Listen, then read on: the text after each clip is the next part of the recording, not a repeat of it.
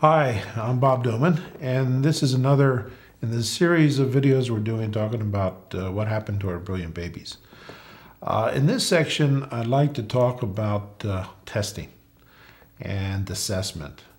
One of the things that tends to happen with our kids is when they're perceived, once they're in the school system, as having an issue or a problem, often they're given a workup, or I often prefer to think of it as a workover. They'll do an assessment, and often these assessments are incredibly involved. Often they're spending thousands of dollars to have these assessments done. They do many tests, come up with many scores, and where it ends up is with a label or two or three or more. One of the interesting things, if you read these reports, there's a couple of things that are almost universal.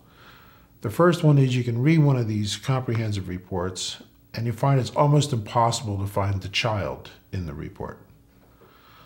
Lots of scores, but you can't see that child. You can't feel that child. You can't identify the child in the report.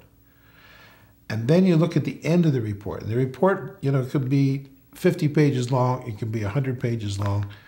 Typically, the last section is recommendations. And often recommendations is a half a page long. Right? And the recommendations are often make these accommodations, have Johnny sit in the front row of the classroom, make sure somebody writes down the homework assignment for him, or Johnny needs special ed. Johnny is limited, Johnny has these labels. Oh dear, we're doomed. All right, most of these labels are perceived as things you're going to have the rest of your life. All right, these inefficiencies. I really caution families relative to all of these kind of workups, or as I say, workovers, because they're really not designed to find out where Johnny's inefficiencies are so as to fix them.